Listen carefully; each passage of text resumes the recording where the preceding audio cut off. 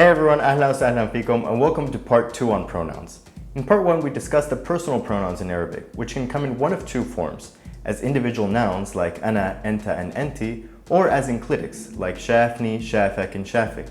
While the noun forms are the subject pronouns that stand in for the subject of a sentence, like he, she, and they, the enclitic forms are the object pronouns that stand in for the object of a verb, like him, her, and them. But the personal enclitics are actually found in many other situations, not just attached to verbs, but to nouns, prepositions, and question words as well. As we'll find out today, the reason is that we don't just use the enclitics as personal pronouns, but as personal determiners as well. A determiner is just a type of word that modifies a noun to express certain core attributes, sort of like an adjective, but at a much more fundamental level. The category of determiners includes articles like the or in English, and even demonstrative determiners like this and that. You see, there's a difference between demonstrative pronouns like I like that and demonstrative determiners like that house. While the pronoun replaces the original noun, the determiner indicates the noun's reference. While in the case of the demonstratives, the same terms are used, in the case of possessive pronouns and possessive determiners, like that house is mine versus my house, they definitely are not. You can't say that house is my or mine house. So to summarize what we know, pronouns are terms used to replace nouns, and there are three types of personal pronouns: subject pronouns, object pronouns, and possessive pronouns.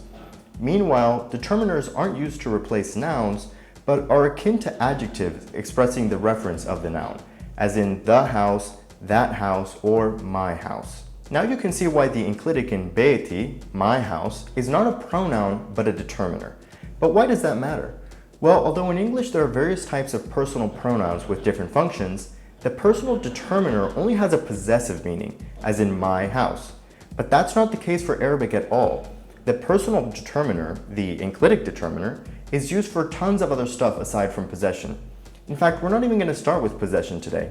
Instead, today I'm going to show you that the enclitic determiner is so powerful that in many situations it actually makes the subject pronoun basically obsolete. So let's get started.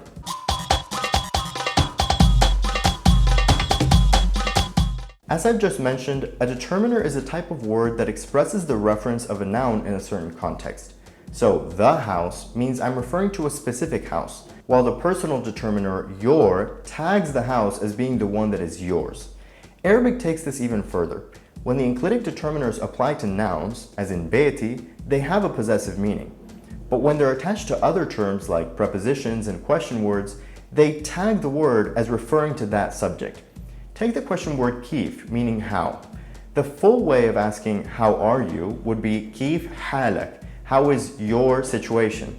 In this case, the enclitic attached to hal has a possessive meaning.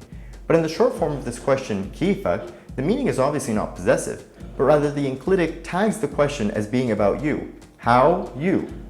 Notice that by tagging the word to a subject, the enclitic determiners actually make the subject pronoun unnecessary. After all, remember that Arabic drops subject pronouns when information about the subject is already conveyed in some other way.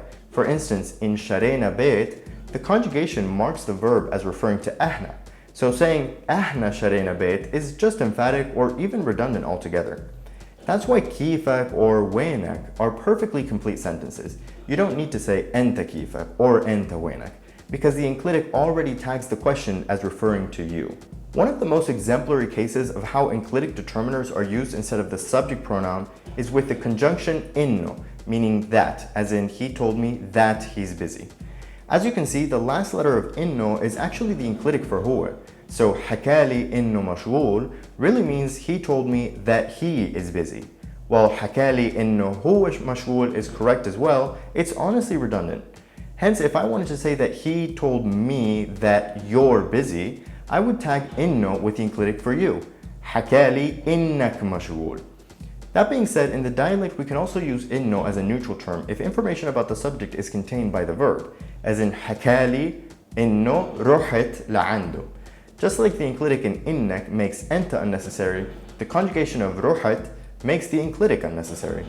However, if the information about the subject is missing, as in non-verbal sentences, either you must use the enclitic hakali innak mashghul, or you can use the neutral inno with a subject pronoun that specifies the subject. Hakali inno enta mashghul. Because otherwise it would be assumed that inno is not neutral and actually refers to him.